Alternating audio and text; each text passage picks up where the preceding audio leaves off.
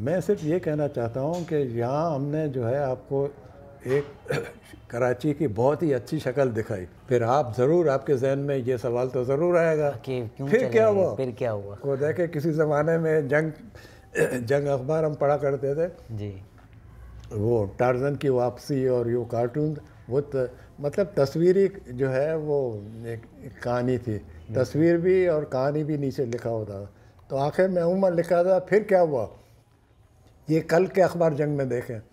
تو آپ کا سوال یہ ہونا چاہیے کہ پھر کیا ہوا، یہ گلدستہ پھولوں کا یہ پھول کیوں بکھر گئے؟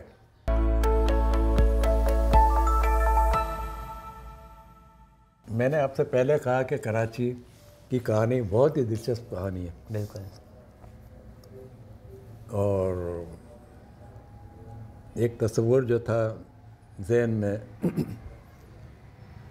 وہ تصور بعد میں کیوں بکھر گیا، کیوں ایک ایسا وقت آیا کراچی میں کہ ہم جیسے لوگ جو ہمیشہ جو ہے ہم نے آگے کی طرف دیکھا، ہمیشہ ہم نے ایک امید ہے نا، ہوپ، ایک اچھی زندگی، بہتر زندگی کے بارے میں سوچا، اپنے بچوں کے لیے شاندار مستقبل کے لیے سوچا، لیکن ایسے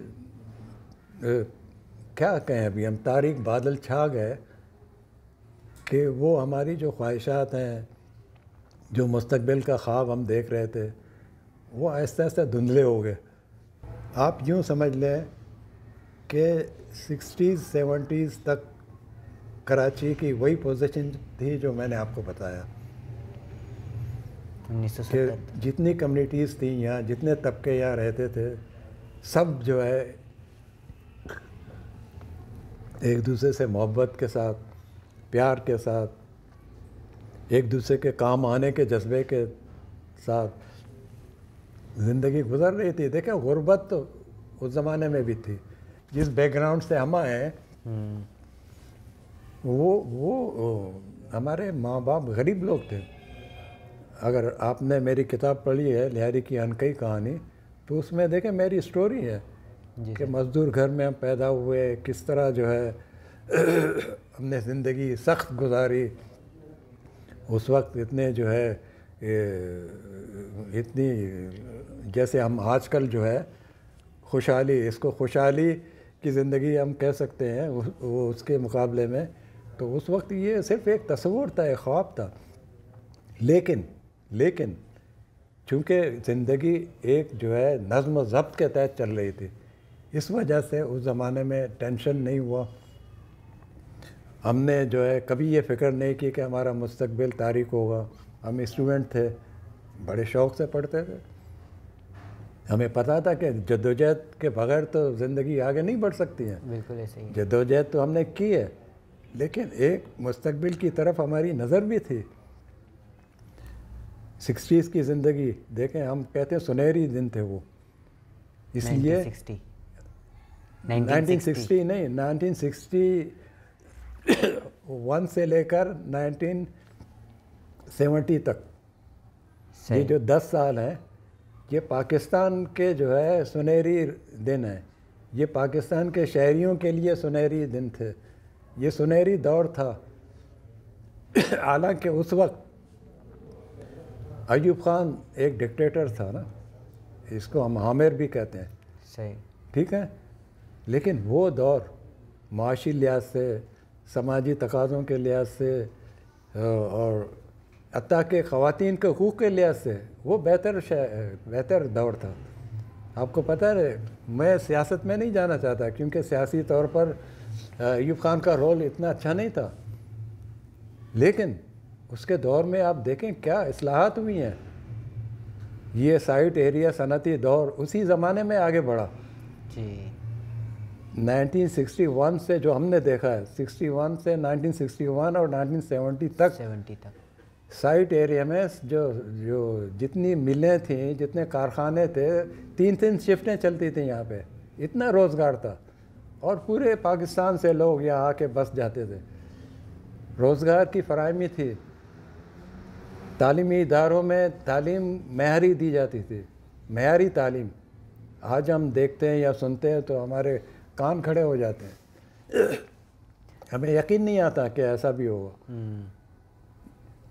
ہم نے جو میٹرک 61 میں کیا ہے وہ آپ دیکھیں, اس کے کورس کی کتابیں آپ دیکھیں. اس زمانے میں میٹرک کرنا بہت مشکل تھا. یعنی اگر 10 پیپرز تھے, اس میں اگر ایک پیپر میں فیل ہوئے تو پورا سال ضائع ہو جاتا تھا. مطلب واپس 10 کے 10 پیپر دینے پڑتے, واپس 10 کے 10 دینے پڑتے تھے. تو اس وجہ سے محنت کرنی پڑتی تھی. ایک تعلیمی معیار تھا, ایک سسٹم تھا. ٹریفک کا یہ حال جوڑی تھا جو آپ دیکھ رہے ہیں. دیکھ ایسے نوجوانوں کو دیکھیں, ہر ایک کو موٹر سائیکل اور شور ہنگامہ. اور لوگ کہتے ہیں نا کہ کسی قوم کے بارے میں آپ کو کچھ معلوم کرنا ہے, باہر سے جو لوگ آتے ہیں نا کہ یہ کیسی قوم ہے, تو اس سے کہا جاتا ہے کہ آپ ٹریفک جو ہے چوک پہ کھڑے رہیں, وہاں دیکھیں ٹریفک کس طرح چلتی ہے, اس سے آپ کا اندازہ ہو جائے کہ کیسی قوم ہے. سر اس حساب سے تو اگر دیکھیں نا, یہ بالکل نا, میں آپ سے کہہ رہا ہوں کہ وہ ایک منظم زندگی تھی, تنظیم تھی زندگی میں. ٹریفک سینس تھا, روڈ سینس تھا, لوگ باشعور تھے, لوگ اپنے شہری حقوق ادا کرتے تھے, ٹیکس پیئر تھے, ٹیکس دیتے تھے اور سہولتیں ملتی تھیں. میونسپل اداروں سے سہولتیں ملتی تھیں. کبھی پانی کا مسئلہ نہیں ہوا, کبھی گندگی نہیں ہوئی اس زمانے میں, کبھی یہ نہیں ہوا کہ ہم جو ہے جا کے اس بات پہ مطالبہ کریں کہ ہمیں پانی دو, ہمیں سڑکیں دو, ہمیں سیوریج دو, ہمیں گٹر دو. سب چل رہا تھا. آبادی کنٹرول میں تھی. آبادی کے لیے باقاعدہ جو ہے خاندانی منصوبہ بندی کی جو ہے مہم چلتی تھی, ریڈیو پر, ٹیلی ویژن پر. کم بچے خوشحال گھرانا. اب دیکھیں اب جب میں یہ بات کر رہا ہوں کم بچے خوشحال گھرانا, تو کراچی کی جو ایک تباہی, جس کو ہم کیا کہیں, تباہی کی طرف, بہت سخت لفظ ہے تباہی کراچی کے لحاظ سے, لیکن افسوس ہے کہ ہمیں کہنا پڑتا ہے. اس کی تباہی کے بہت سے وجوہات ہیں. اس میں ایک بنیادی وجہ یہ کہ کراچی کی آبادی بڑھ گئی, اور بغیر جو ہے گرفت کے کوئی کنٹرول نہیں ہے. تو میں جب 60s کی بات کرتا ہوں تو اس وقت کنٹرول پہ تھی آبادی. آپ کو پتہ ہے پاکستان جب بنا, کراچی کی آبادی کتنی تھی؟ 4 لاکھ یا 4.5 لاکھ, اس سے زیادہ نہیں تھی. اس کے بعد وہاں سے جو لوگ آئے, چلے 10 لاکھ آئے ہوں گے, 10-15 لاکھ. یہ 60s تک میرا خیال ہے 20 لاکھ تو خیر بعد میں ہوئی ہے, یہ 10-15 لاکھ کے اندر ہی تھی اس زمانے میں آبادی. تو وہ ریسورسز بھی اچھی طرح آپ دیکھیں نا, کم آبادی کے لوگوں کو سہولتیں فراہم کرنا زیادہ آسان ہے بنسبت 2 کروڑ لوگوں کو آپ سہولتیں دیں, اور آپ کے جو انفراسٹرکچر ہے وہ وہی 15-20 لاکھ لوگوں کے لیے ہے. یہ دیکھیں کیوں یہ گٹر جو ہے ابل پڑتے ہیں کبھی کبھی. ابھی بارشوں میں کیا حالت ہوگی, اس کی وجہ یہ کہ وہ جو آپ کو پتہ ہے انگریز جب کوئی شہر بناتے ہیں تو وہ 100-200 سال کی پلاننگ کرتے ہیں. صحیح. کراچی کی بھی پلاننگ ہوئی ہے, لیکن کراچی کی پلاننگ انگریزوں نے تو یہ سوچا ہوگا کہ یہ چلیں 10-20-30-40 سال میں زیادہ 20 لاکھ کی ہو جائے گی, زیادہ تو نہیں ہوگی اس کی آبادی. انہیں کیا پتا تھا کہ پارٹیشن کے بعد یہ حالات ہوں گے. تو اب 2 کروڑ کی آبادی ہے. اب 2 کروڑ کی آبادی میں ابھی تک کنٹرول نہیں ہے, کوئی سنجیدہ نہیں ہے, اور کراچی جو ہے لاوارث ہو گیا ہے, کوئی وارث نہیں ہے. یہاں سیاست چلتی ہے, یہاں ہر طبقے کو موقع ملا, ہر سیاسی طبقے کو موقع ملا کہ وہ کراچی کے لیے کچھ کریں. کیا کیا انہوں نے؟ کچھ بھی. اس کی وجہ کیا ہے؟ وجہ یہ ہے کہ ہم نے جو ہے وہ جو اصول تھے بھائی بندی کے, بھائی چارہ کے, محبت کے, ایک دوسرے کے کام آنے کے, وہ ہم نے جو ہے ہمارے ہاتھ سے نکلتے گئے. اب یہ جو ہے ایک کیا کہتے ہیں کہ ایک ٹیریٹری وار بن گئی ہے. اب اسٹیک ہولڈرز بہت سارے ہو گئے. یہ روز ایک نیا تجربہ سننے میں آتا ہے. جی. اب دیکھیں کراچی ایک جو ہے پاکستان کا کیپٹل تھا. جی. اس کو یہاں سے لے جانے کی تو ضرورت ہی نہیں تھی. سر کیوں لے جائے گا؟ میرے ذہن میں بھی یہ سوال آ رہا ہے. ایوب خان کی پالیسی تھی نا, وہ شاید ان کی پالیسی یہ تھی کہ یہ جو ہے شہر یا ہنگامے زیادہ ہوتے ہیں یا اسٹوڈنٹس اپنے حق کے لیے نکلتے ہیں, کیونکہ این ایس ایف ایک بہت بڑی تنظیم تھی اس زمانے میں. اچھا. N S F national students federation, Mehraj Muhammad Khan sahab تھے ان کے لیڈر, اور بہت سارے تھے. تو انہوں نے تحریکیں چلائی ہیں اپنے. اچھا, اس زمانے میں اسٹوڈنٹس کے مطالبات کیا تھے؟ مطالبات یہ تھے کہ فیس کم کریں, تعلیمی اداروں کو جو ہے کہا جائے کہ وہ جو ہے ٹیچرز کی جو ہے وہ صحیح ٹریننگ کریں. اچھا, دوسرا یہ کہ یہاں پر جو ہے میرا خیال ہے اس زمانے میں ایل ایل بی کی ڈگری بجائے 2 سال کے 3 سال کے کر دی تھی انہوں نے. اچھا. تو ان کا مطالبہ یہ تھا کہ یہ پھر 2 سال کی ہو جائے. تو اس قسم کے مطالبات تھے جو صرف اسٹوڈنٹس سے متعلق تھے, تعلیم سے متعلق تھے, سیاست اور اس وہ میں نہیں تھی. سیاست میں نہیں تھے نا. سوچ و فکر وہ روشن خیال تھے. کراچی تو بیٹا ایسا ہے کہ بہت شاندار شہر رہا ہے, بہت ہی زبردست. ہم نے جو دیکھے ہیں, آپ دیکھیں سنیماز تھے اس زمانے میں, تفریح گاہیں تھیں, لوگ آزادی سے ادھر ادھر جا رہے تھے. سر یہ کب کی بات ہے؟ یہ مطلب آپ نے 1961 سے 1970 تک کی بات کی, یہ بھی اسی دورانیہ کی بات ہے؟ یہ میں 60s کی بات کر رہا ہوں. یہ 10 سال کی بات ہے نا. 10 سال 1970 میں جو ہے حالات چینج ہو گئے. ایوب خان کا دور ختم ہوا, بھٹو صاحب کا دور شروع ہوا. بھٹو صاحب کے دور کے جو اولین جو حصہ ہے وہ بھی صحیح تھا, لیکن پھر وہی میں آپ سے کہہ رہا ہوں نا کہ پالیسیاں کیسے آپ بناتے ہیں. آپ اگر ایسی پالیسی بناتے ہیں کہ جس میں وڈیرے, چودھری, خان, ملک, نواب, سردار وہ پھلتے پھولتے رہیں تو پھر تو یہی حال ہوگا جو کراچی کا ہوا. کراچی میں اصل میں کراچی کا مسئلہ کیا ہے؟ کراچی کا مسئلہ ملکیت کا مسئلہ ہے. مثلا میں یہاں سے نکلوں لیاری سے اور میں کہوں کہ کراچی کے مالک ہم ہیں کیونکہ سب سے پہلے ہم آئے تھے, تو یہ میرا ایک اچھی خواہش ہو سکتی ہے, لیکن حقیقت سے تو اتنی قریب نہیں ہے نا. صحیح. کیونکہ یہاں کراچی میں اور لوگ بھی ہیں, اور لوگوں کی بھی کنٹریبیوشنس ہیں. اگر آپ اس پر بزد رہیں گے کہ بھئی صرف ایک طبقہ کراچی کی ملکیت جو ہے وہ کلیم کرے اور حاصل کرے اور اس کو چلائے بھی, تو یہ ممکن ہی نہیں ہے. صحیح. کراچی سندھ کا حصہ ہے, یہاں تجربے کرنے کی ضرورت نہیں ہے, یہاں مل جل کر بیٹھنے کی ضرورت ہے, ایک دوسرے کو سمجھنے کی ضرورت ہے, ایک دوسرے کے مسائل سے واقف ہونے کی ضرورت ہے. آپ علم و ادب کیسے پرورش پائے گا جب ہم جو ہے اب طے نہیں کر پائیں کہ کس کی ملکیت ہے. صحیح. بات صرف روزگار سرکاری نوکری کی نہیں ہے.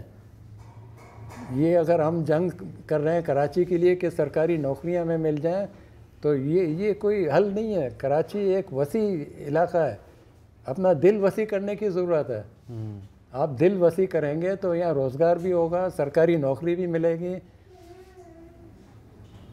اور میرٹ پہ ملنی چاہیے. اس حد تک تو بالکل صحیح کہتے ہیں لوگ کہ میرٹ پہ نوکریاں ملنی چاہیے, چاہے پرائیویٹ ادارے ہوں چاہے سرکاری ادارے ہوں. تعلیم معیاری ہونی چاہیے. تعلیم جو ماضی میں رہا ہے وہ نظام ہونا چاہیے, اس سے بہتر ہونا چاہیے, کیونکہ ٹیکنالوجی کا دور ہے. صحیح. اب تو آگے بڑھنے کی بات کریں. ہاں. اور آپ جیسے نوجوانوں کے ساتھ بیٹھ کے بڑی شرم آتی ہے ہمیں ایک لحاظ سے کہ ہم آپ کو بتائیں کہ بھئی کہ ہمارا مستقبل اچھا تھا. مطلب ہمیں یہ آپ کو بتانا چاہیے کہ ہمارا مستقبل اتنا اچھا نہیں تھا جتنا ہمارا ہے. 40-50 سال کا جو ہے جو ہم پیریڈ گزار کے آئے ہیں وہ اتنا اچھا نہیں تھا. جس زمانے میں آپ جا رہے ہیں 30-40 سال گزاریں گے, زیادہ گزاریں گے, وہ زیادہ تابناک ہے, وہ زیادہ روشن ہے. تو ہم آپ سے کہہ نہیں سکتے کیونکہ حالات ایسے ہیں. سر بنیادی سہولیات ہی نہیں ہے نا. نہیں ہے نا. میں اپنے ارد گرد دیکھتا ہوں تو میں لوگوں کو یہی سنتا ہوں کہ ایک تو ہمارے یہاں سرکاری نوکری کے ایک مائنڈ سیٹ بنا ہوا ہے کہ سرکاری نوکری مل گئی تو سب کچھ مل جائے گا, اور وہ ہمیں پتہ ہے کیوں, کیونکہ ان کے ذہن میں یہ ہے کہ کام نہیں کرنا پڑے گا. اور لوگ مطلب ہمارے ارد گرد جو میں لوگ دیکھتا ہوں وہ 3 گریڈ 5 گریڈ 4 گریڈ کی نوکری میں خوش ہے, اور بڑی مطلب ان کو فخر ہے کہ مطلب ہم نے پتہ نہیں کیا حاصل کر لیا. تو وہ مطلب جو سوچ ہے نا وہ اتنی چھوٹی ہو گئی ہے. اور جب میں چھوٹا تھا تو میں دیکھتا تھا, ابھی بھی چھوٹا ہوں پہلے جب میں مطلب بہت زیادہ چھوٹا تھا تو میں دیکھتا تھا کہ لوگ جو ہے نا ہمارے جو والد صاحب ہوتے تھے, ان کے جو دوست ہوتے تھے, وہ کام کرتے تھے صبح اور شام تک کام, وہ ایک روٹین سیٹ ہوتا تھا. شام تک مطلب کام کرنے کے بعد پھر وہ اسٹریٹ اسکول چلاتے تھے, انجمن ہوتے تھے, علاقے کی ڈیولپمنٹ کا کام ہوتا تھا اس طرح سے. لیکن آج کا نوجوان وہ سوچتا ہے کہ مطلب میری خود کی ضروریات پوری نہیں ہے. ایک نوجوان 3 جاب کر رہا ہے, صبح الگ کر رہا ہے, شام کو الگ ایک جاب کر رہا ہے, پھر کوئی ٹیوشن پڑھا رہا ہے, پھر رات کو الگ کمپیوٹر کے سامنے بیٹھ کے کام کر رہا ہے. وہ ابھی بھی اس کی ضروریات پوری نہیں ہو رہی. کیا مطلب نکل کے سوچے گا کہ لوگوں کے مسئلے کیا ہیں, علاقے میں کون سا مسئلہ حل کروں. مطلب مجھے ایسا لگتا ہے کراچی بہت تیز ہے. آپ پاکستان کے اگر کسی دوسرے علاقے میں ایک دن بھی گزارتے ہیں تو وہ دن ہوتا ہے, کب شروع ہو کب ختم ہو, کیا کر لیتے ہیں, پھر بھی دن ختم نہیں ہوتا. لیکن کراچی میں کب صبح ہو کب شام ہو, کب 1 تاریخ ہو کب 28 تاریخ ہو. ایک گلگت میں رہنے والا شخص مجھے بتاتا ہے کہ کراچی میں 4 سال رہا ہوں. میں نے کہا 4 سال کیسے رہ لیے تم نے؟ بولا پتہ ہی نہیں چلا 4 سال کب گزرے. یہاں پہ ہمارا ایک سال ہوتا ہے پتہ چلتا ہے, لیکن کراچی میں 4 سال کا پتہ ہی نہیں چلا کہ کب گزر گیا. ایسا لگا ابھی گیا اور 2 مہینے. یہاں کی زندگی تیز ہے نا, شہر ہے بہت تیز ہے. تو ٹھیک ہے, یہ جو آپ نے کہا یہ تو ظاہر ہے مسائل ہیں. یہی تو میں آپ سے کہہ رہا ہوں نا کہ یہ مسائل کیوں پیدا ہوئے. اب مسائل کو حل کرنے کی ضرورت ہے. کوئی ایسا مسئلہ نہیں ہے جو حل نہ ہو سکے, ٹھیک ہے. اس کے لیے سب کو, جتنے اسٹیک ہولڈرز ہیں, آپ کو شاید معلوم ہو کہ کراچی کی آبادی اتنی تیزی سے بڑھ رہی ہے. وہ نیچرل پاپولیشن اس کو آپ الگ رکھ دیں, یہاں تقریباً 40-50 ہزار لوگ باہر سے ہر مہینے آتے ہیں. جی ایسے ہی ہے. اور کمال یہ ہے کہ وہ 40-50 ہزار کے جو ہے 98% لوگ ایسے ہیں جو دوسرے تیسرے دن کام میں لگ جاتے ہیں. وہ محنت کرتے ہیں, وہ صرف سرکاری نوکری کے پیچھے نہیں بھاگتے. آپ کو پتہ ہے ایک سروے کے مطابق کراچی میں 3000 پیشے ہیں. 3000. ہم اور آپ کتنے پیشوں میں ہیں؟ 1 یا 2 3 4 5. آپ زیادہ کھینچیں گے تو کس میں 10 میں آئیں گے. تو 3000 میں دیکھیں 3000 شعبے ہیں. تو ہم کیوں نہیں سوچتے, سرکاری نوکری سے ہٹ کے ہم کیوں نہیں سوچتے. ہمارے علاقے میں مطلب میں دیکھتا ہوں نا کہ جو جتنے بھی کاروبار ہو رہا ہے, جو بڑے لیول پہ ہو رہا ہے یا چھوٹے لیول پہ ہو رہا ہے, مطلب آپ نائی کی دکان سے, تندور کی دکان سے, آپ امپورٹ ایکسپورٹ سارے کاروبار لے لیں, تو لوکلز نہیں کر رہے, پاکستان کے مطلب دوسرے کونے سے لوگ آ کے کر رہے ہیں. اور میں نے بہت کم لوگوں کو دیکھا ہے جو یہاں کے رہنے والے ہیں اور وہ انہی فیسلٹیز کو استعمال کر کے بزنس اپارچونیٹیز لے کے آگے ہوتا ہے نا. کراچی کا نوجوان جو علم حاصل کر رہا ہے, دیکھیں اس کا مستقبل جو ہے اتنا تاریک نہیں ہے, اتنا وہ ہو سکتا ہے حالات صحیح ہو جائیں تو وہ علم کی وجہ سے اپنا مستقبل بہتر کرے گا. لیکن ان کا کیا جو نہ علم کی طرف ہے اور نہ جو ہے ان میں ان کی ذہنی وسعت ہے کہ وہ اور کاموں کے بارے میں بھی سوچیں.